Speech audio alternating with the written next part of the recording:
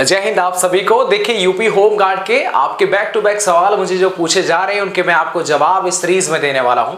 और जितना आपने ट्रस्ट इस चैनल पर जो है जमाया है उसके लिए बहुत बहुत शुक्रिया। अगर आप नए हैं तो चैनल से आप जुड़ जाइएगा।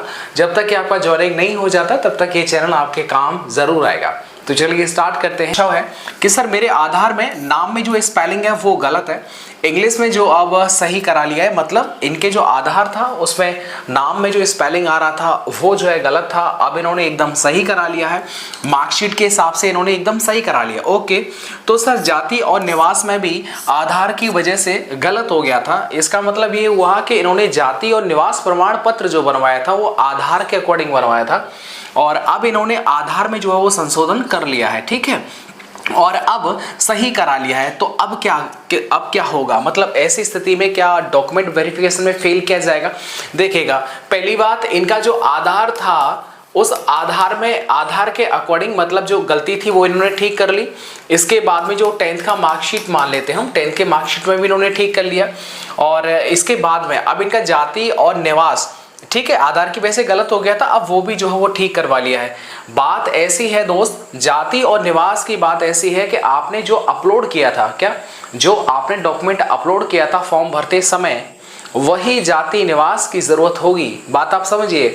अगर आपने फॉर्म भरने के बाद में अभी जो है नया कोई लेटेस्ट बनवाया होगा तो वो चलेगा नहीं, वो माना नहीं जाएगा, क्योंकि फॉर्म भरते समय आपने उसका जो रजिस्ट्रेशन नंबर होता है, रोल नंबर होता है, जाति और निवास प्रमाण पत्र का, वो भरा होगा, तो लेटेस्ट वाला चलेगा नहीं। हाँ, अगर लेटेस्ट जो पुराना वाला है उसके अकॉर्डिंग ही आपने आधार कार्ड में जो है संशोधन कराया है तो बिल्कुल फिर कोई दिक्कत वाली बात नहीं होगी। क्लियर है मेरे भाई?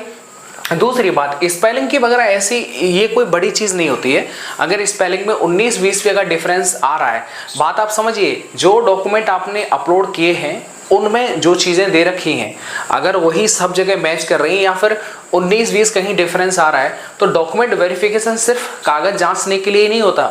वहां पर अगर कोई बहुत ज्यादा बड़ी मिस्टेक नहीं है और डॉक्यूमेंट पूरे हैं तो आप एफिडेविट के माध्यम से अपनी बात को मान रख सकते हैं और आपकी बात मान ली जाएगी। क्लियर है मेरे भाई? तो सारी अगर एक जैसे हैं, पुराने जैसे हैं तो ठीक है, अगर कुछ भी ऊपर नीचे है तो आप तहसील में जाकर के एफिडेविट बनवा लीजिएगा, दोनों ही बातों का जिक्र कर दीजिएगा। क्लियर है भैया?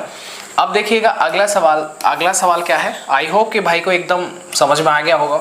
अगला देखिएगा, ज्ञान करके हैं। भाई साहब मेरे नंबर जो है एकदम 62 मार दिए। ये बोल रहे हैं कि यूपी होम गार्ड के पेपर में एकदम 62 स्कोर मैंने किया है। मेरा एक रोल नंबर जो है वो चौथा गलत हो गया है। समझ गया? यानी कि जब आपने OMR शीट भरी होगी तो उसमें जो डब्बे होते हैं ना, इन एक डब्बे के अंदर इनका जो नंबर है, एक मान लीजिए जहां 2 लिखना था वहां इन्होंने लिख दिया 3। ऐसी बात है। तो एक चीज बताओ, ऐसा नहीं कि सिर्फ यहां पर सिर्फ उस रोल नंबर डिजिट का ही मामला हो, नहीं मेरे भाई, बात आप समझिएगा। इसीलिए 3-3 जगह जो है चीजें लिखी जाती हैं, कोई तो मैच करेगी। अब आप समझिएगा, यहां पर तो मान लीजिएगा कि रोल नंबर लिखना होता है। ठीक है, सबसे पहले आपका जो नाम होता है, ठीक है, नाम आपको लिखना होता है। एक तो नाम आपकी पहचान होती है, दूसरी बात जो आपका रोल नंबर होता है, ठीक है, जो आपका रोल नंबर होता है वो भी जो है वो लिखना होता है। ठीक है भैया, वो भी लिखना होता है। इसके अलावा नीचे जो बिंदु बिंदु से भरने पड़ते हैं इस डिजिट के अकॉर्डिंग, तो बिल्कुल वो वाले भी भरने पड़ते हैं। अगर इसमें आपने गलत कर दिया है, अब ये आप मुझे कमेंट करके बता सकते हैं कि नीचे जो गोला थे क्या वो भी आपने गलत भरे। अगर देखेगा ज्यादातर पॉसिबिलिटी ये होती है कि अगर ये जो चीजें हैं अगर वो मैच नहीं कर रही हैं, वो गलत हो रही हैं, तो फिर आपका होगा क्या कि जो आपका OMR शीट है जिस पे QR कोड जनरेट है, उस जनरेट के हिसाब से देखेंगे कि ये जो OMR शीट है क्या वो आपके नाम से मैच कर रही है या नहीं कर रही। क्योंकि OMR शीट और फॉर्म में दोनों में ही जो है मैच किया जाएगा, सेम नाम का बंदा है तो डिटेक्ट हो जाएगा कि ये जो है वो गलती नंबर की वजह से हो। ऐसा था, मैंने ये जानकारी किया था तो उन्होंने मुझे बताया था, जैसा बताया वैसा ही मैं आपको बता रहा हूँ कि भैया अगर यहाँ पर अगर गलत हो जाता है तो इसका मतलब ये नहीं होता है कि आपकी कॉपी चेक नहीं होगी। जितनी भी कॉपियाँ जो अगर ये नंबर मिसमैच होता है तो उनको साइड में कर लेते हैं, फिर उनका मिलान करते हैं आपके फॉर्म से, क्योंकि उस पर नाम भी लिखा रहता है, ठीक है ना, तो फिर वो थोड़ा सा जांच लगता है, वो पेंडिंग में चले, लेकिन वो चेक जरूर होती हैं। तो इस चीज को तो दिमाग से निकाल देना कि आपकी कॉपी चेक नहीं होगी भाई। ठीक है, अगला सवाल देखिए। और साथियों यहीं पर मैं आपको बताते चलता हूं कि टेक्स्ट बुक जो है बहुत अच्छी प्रीमियर लीग लेके आया है। जिस तरीके से आईपीएल चलता है वैसे ही अब टेक्स्ट बुक एप्लीकेशन पर टेक्स्ट बुक प्रीमियर लीग चल रहा है। आप पूछेंगे भैया ये क्या चीज है? तो टेक्स्ट बुक का जो लिंक डिस्क्रिप्शन बॉक्स में दे रखा है वहां से पहले तो आप इस एप्लीकेशन को डाउनलोड कर लिएगा। डाउनलोड करने के बाद में आपको लैपटॉप जो 50,000 रुपए की कीमत तक का जो लैपटॉप है वो टेक्स्ट बुक की तरफ से आपको दिया जाएगा। लेकिन वो कैसे दिया जाएगा वो आपको बताते हैं। अटेम्प्ट टेस्ट अर्न पॉइंट, यानी कि जितने ज्यादा आप जो टेस्ट लगाएंगे अपने जो पॉइंट है वो अर्न करेंगे उस हिसाब से आपका जो रैंक है वो रैंक बनेगा। और रैंक बनने के बाद जो यहां पर बोल रखा है ना कि 2 लाख जो विनर हैं उनको जो है वो 50,000 की कीमत तक का जो लैपटॉप है वो डिस्ट्रीब्यूट किया जाएगा। तो आपको कुछ नहीं करना, आपको टेस्ट लगाना है, टेस्ट में अच्छे से अच्छी आपको रैंक हासिल करनी है, पॉइंट्स आपको मिलते जाएंगे। पॉइंट्स जो है वो डिसाइड करेंगे आपकी रैंक जो है वो ऑल ओवर जो वो विद्यार्थियों के बीच में कितनी आ रही है। एक बहुत अच्छा मौका है आप सभी के लिए कि आप टेस्ट लगाइएगा, जो भी आपकी भर्ती आ रही है उसकी आप अच्छे से तैयारी करिएगा और पॉइंट्स अच्छे होंगे तो आपका रैंक में नाम आएगा। और जब लिस्ट में नाम आएगा तो बिल्कुल आप हकदार हैं लैपटॉप के।